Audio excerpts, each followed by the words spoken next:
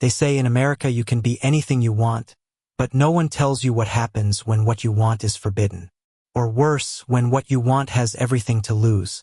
I found that out the night Alexander Hale, heir to one of the most powerful business empires in New York, looked at me like I was more than just the nobody I had always believed I was. The city never really sleeps, but in that moment, standing under a sky smudged with stars and skyscraper lights, the world felt impossibly quiet. Alex's gaze was sharp and heavy, the kind of look that strips you bare. I wasn't supposed to be here, not in his orbit, not in his life. Yet, he leaned closer, like the noise of Wall Street and the expectations of his father could no longer compete with the reckless pull between us. I remember the first time I met him. It wasn't romantic, not even close. I was waiting tables at a small cafe tucked in between Broadway theaters, hustling through double shifts to keep the rent paid. He walked in with 2 business partners, his suit tailored, his tie a perfect Windsor knot. The kind of man who screamed power, the kind who didn't order coffee, he commanded it. But when his eyes flicked to me, there was a flicker of something else, something dangerously human. I laughed it off at the time. Men like him didn't look at men like me. Men like him lived in penthouses, their futures scripted by generations of wealth and ambition. Men like me lived in cramped apartments with peeling paint, praying the landlord wouldn't raise the rent again. And yet, here we were. Why me? I asked him once, my voice cracking with the weight of everything unsaid. His lips curved, not into a smile, but something rawer, almost broken. Because when you look at me, you don't see the empire. You just see me. God, I wanted to believe that, but belief was dangerous. The truth was, Alexander wasn't just another wealthy heir. He was the only son of Richard Hale, a man as ruthless as he was admired. Hale Enterprises wasn't just a business, it was practically a monarchy, and Alex was the crown prince. Everyone expected him to take the throne. Everyone except me, and maybe deep down him too. That night on the rooftop wasn't just about stolen glances and trembling hands. It was about choice. Alex was staring at the city he was meant to rule, while holding on to a man he wasn't supposed to love. I can't be what they want me to be, he whispered, his forehead brushing mine.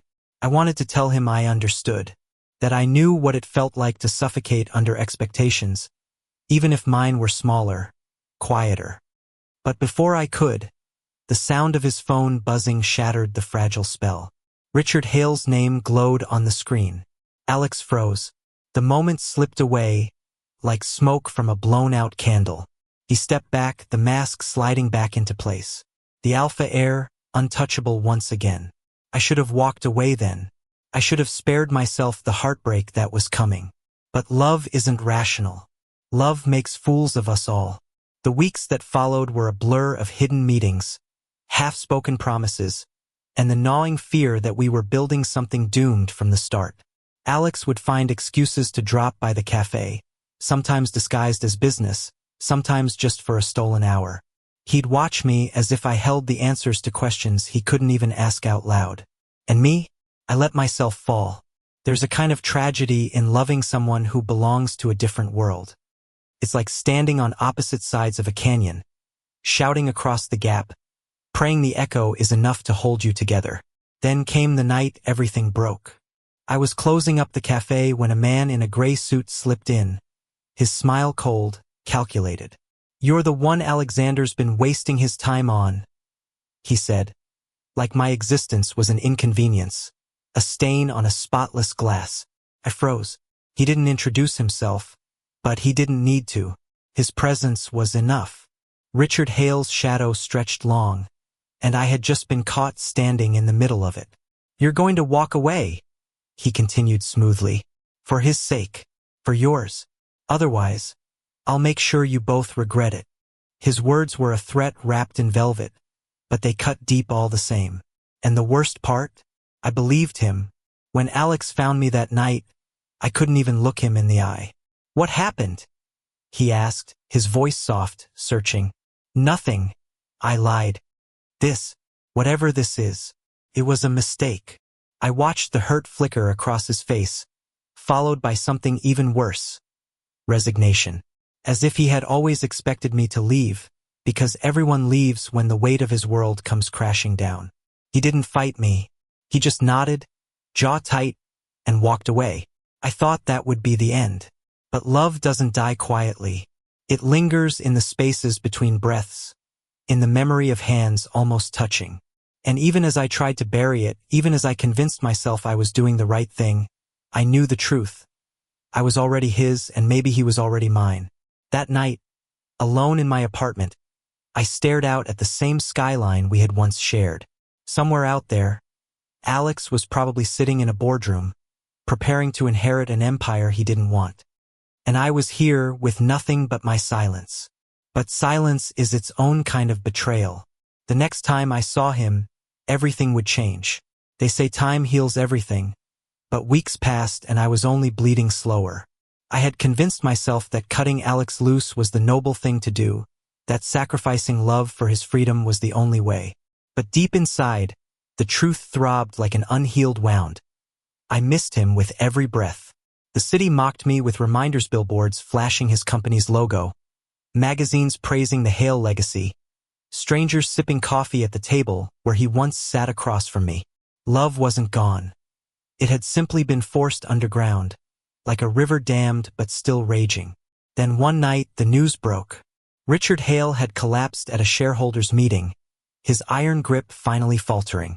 The empire trembled, and all eyes turned to Alex. The crown he had avoided was now waiting, shining and sharp-edged. And I wasn't there. I told myself I wouldn't watch the press conference, but I did. He stood at the podium, cameras flashing, his father's shadow looming large. His suit was perfect, his voice steady.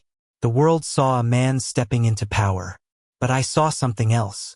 Behind the rehearsed words and the forced composure, his eyes searched the crowd, scanning faces, desperate for someone who wasn't there. Desperate for me. My chest ached so badly I couldn't breathe. I had broken us apart, but love had a way of refusing to stay buried. It wasn't fate that brought us back together, it was Alex. 2 nights later, there was a knock on my apartment door. I opened it, and there he was, soaked from the rain, his tie gone, his eyes raw with exhaustion and defiance. "Do you even know what it's been like without you?" he asked, his voice hoarse. I froze, the world tilting on its axis. "Alex, you shouldn't be here.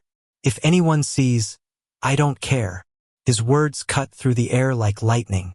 He stepped closer, water dripping from his hair, his hands trembling. "I can't live my life pretending I don't love you. I won't." I wanted to resist. I wanted to tell him we couldn't survive the storm waiting outside that door. But when he cupped my face, when his forehead pressed against mine, I shattered. "I thought letting you go would protect you," I whispered, his jaw clenched, his voice breaking. "The only thing that hurts me is losing you." And then his lips were on mine, hungry, desperate, like he was drowning and I was the air he had been denied too long. The days that followed were fire and war. Richard Heir wasn't dead yet, and neither was his grip on his son's future. When he discovered Alex was back with me, his fury was a hurricane. Lawyers, threats, manipulation tried everything to sever us. But this time Alex didn't bend. At a shareholders' dinner, he stood before the very men who saw him as nothing more than a puppet king and said the words no one expected. "I'm not my father, and I won't sacrifice love for power." The silence was suffocating. Cameras flashed, murmurs rose like thunder. Richard Heir's face turned to stone, his empire slipping through his fingers as his son chose a different kind of legacy.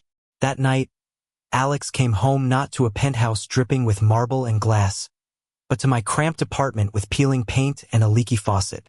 And he smiled, like he'd never been freer. Of course, it wasn't easy. Walking away from an empire meant doors closed, fortunes vanished, people whispered. Some days we barely scraped by, and some nights I woke to find him staring at the ceiling, his mind still haunted by the world he had abandoned. But when the sun rose and his hand found mine, it was enough. Because freedom isn't measured in wealth or titles, it's measured in the quiet moments of being truly seen.